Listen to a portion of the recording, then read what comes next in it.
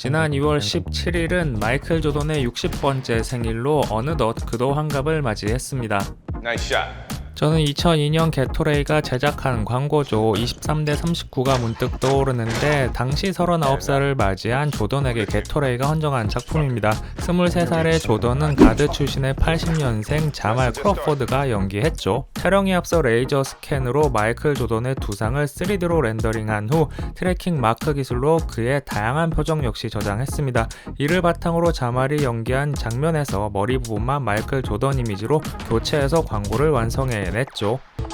당시 39살의 조던을 보며 시간이 참 빠르다고 생각했었는데 벌써 환갑이라고 하니 뭔가 슬프기까지 합니다. 오늘은 이를 기념해 조던과 나이키의 역대급 속임수 마케팅을 소개해드리고자 합니다.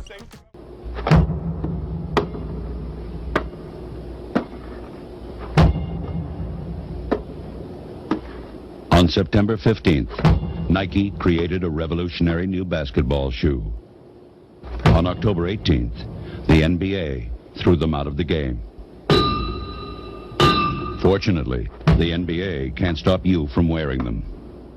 1984년 나이키는 마이클 조던과 $250만 5년 전속 계약을 맺었는데 이와 별도로 농구화 브랜드도 만들었죠. 이 브랜드가 그 유명한 에어 조던으로 나이키가 당시 육상화에 적용하던 기술 에어솔을 빗댄 명칭입니다. 이 브랜드는 작년에만 매출 1조 6천억 원 이상을 기록했고 나이키 전체 매출의 10% 이상을 차지하고 있어요. 사실 매출보다 나이키의 브랜드 아이덴티티 또는 문화와 패션 아이콘으로서 가지고 있는 상징성은 훨씬 큽니다. 조던이 NBA에 데뷔할 당시 나이키보다는 컨버스와 아디다스가 주류였죠. 하지만 나이키와 조던의 기가 막힌 속임수 마케팅으로 인해 그 전세는 한 번에 역전되었습니다. Okay, so but what's wrong with the coloring? What rule do we violate here? Well, it doesn't have any white in it. Uh-huh.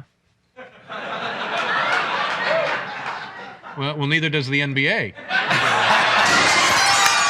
1985년 2월 25일 나이키는 NBA 사무국으로부터 레터 한 장을 받습니다. 1984년 10월 18일에 조던이 신은 나이키 건발 운동화는 규정에 위배되므로 앞으로 신을 수 없다는 내용이었어요. 해당 규정은 소속팀 유니폼과도 색상이 매치되어야 하고 팀원들의 신발과도 매치되어야 한다는 내용이었습니다. 당시 시카고 불스의 유니폼은 흰색과 빨간색의 조합이었고 팀원들의 운동화 역시 모두 흰색 바탕이었던 시절이기 때문에 조던의 건발 운동화는 규정에 위배된다는 뜻이죠. 이에 대해 나이키는 광고를 만든 겁니다. On September 15th, Nike created a revolutionary new basketball shoe. On October 18th, the NBA threw them out of the game. 하지만 이 광고에는 교묘한 속임수가 숨어 있습니다. 시간 순으로 다시 보면 1984년 10월 18일 조던이 규정에 위배되는 신발을 신었고 1985년 2월 25일 NBA가 나이키에 메일을 보냈죠. 그런데 나이키는 광고에서 연도를 언급하지 않고 9월 15일 혁신적인 신발을 창조했는데 10월 18일 신발 착용 금지를 당했다고 언급합니다.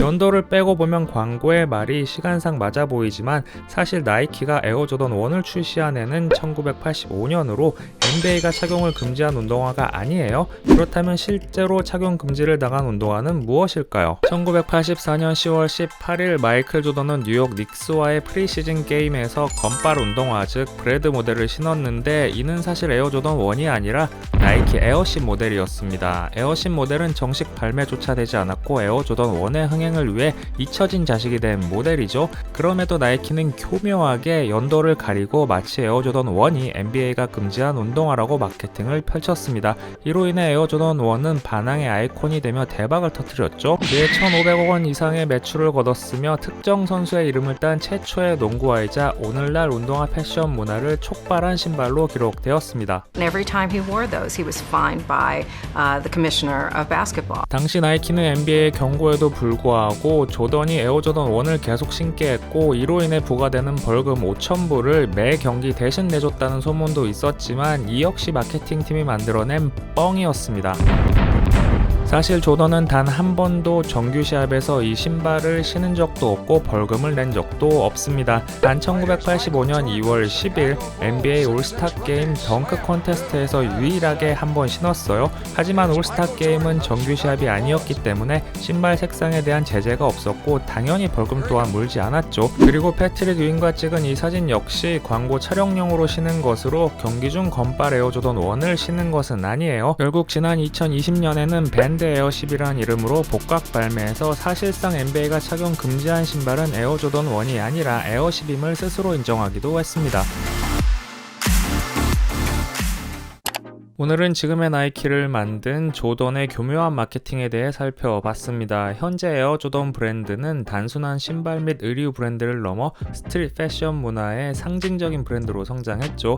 1985년 런칭한 이후 1997년 나이키 자회사로 분사하여 인세로 받은 비용만 1조 5천억 원이 넘고 코로나로 인해 나이키의 모든 부문에서 적자를 기록했을 때도 유일하게 15% 성장하기도 했습니다. 물론 그 당시 더 라스트 댄스 다큐멘터리에 영향이 있었지만 여전히 이 브랜드가 현재 리셀 시장의 중심인 것은 부정하기 힘든 사실입니다.